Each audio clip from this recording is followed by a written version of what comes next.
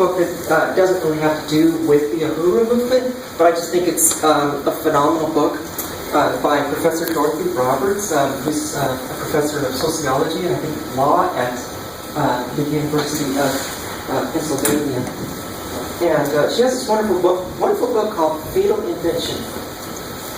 And in this book she states that we know race is a political grouping because it has political roots in slavery and colonialism. It is in this acute distinction between the political status of whites and blacks, this way of governing the power relationship between them, that we find the origins of race. Colonial landowners inherited slavery as an ancient practice. It was the dominant system in the stages of history.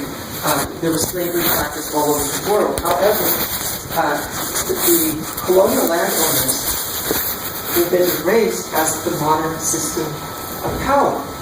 So what does it mean to be white?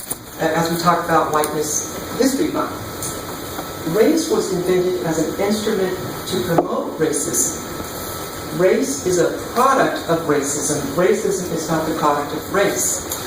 And Professor Roberts talks about how the Human Genome Project showed that humans are 99.9% the same in terms of our genes. And so who gets to be defined as white has changed drastically over the years. 100 years ago, or maybe a little bit longer than that, the Irish were not considered white, and a lot of Eastern Europeans were not considered white. And so when we talk about whiteness, we're really talking about a political category. We're not talking about biological.